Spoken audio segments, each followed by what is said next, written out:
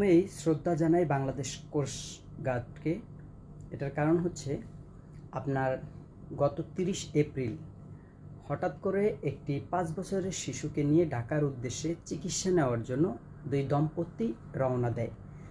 So নদীর মাঝ পথে শিশুটি খুব অসুস্থ হয়ে যায়। সেই জাহাজে কর্ণফুলী 3 লঞ্চে অবস্থানরত এক কোস্ট গার্ড তিনি যখন দেখে শিশুটি খুব অসুস্থ, তার পাশে এসে তিনি দাঁড়ায়।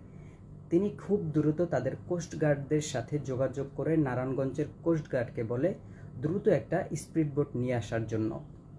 তারা যখন দ্রুত স্পিড বোটটা নিয়ে আসে, সেখানে ওই শিশুটিকে তারা নিয়ে তাদের স্থানে প্রথমে তারা কিছু চিকিৎসা দেয়। চিকিৎসা দেওয়ার পরে তারা তাড়াতাড়ি করে তাদের স্পিড বোটে করে ঢাকার উদ্দেশ্যে রওনা দিয়ে শিশুটিকে ঢাকাতে নিয়ে এসে তারা তাদের নিজেদের অ্যাম্বুলেন্সে করে ঢাকা মেডিকেলে পৌঁছে দেয়।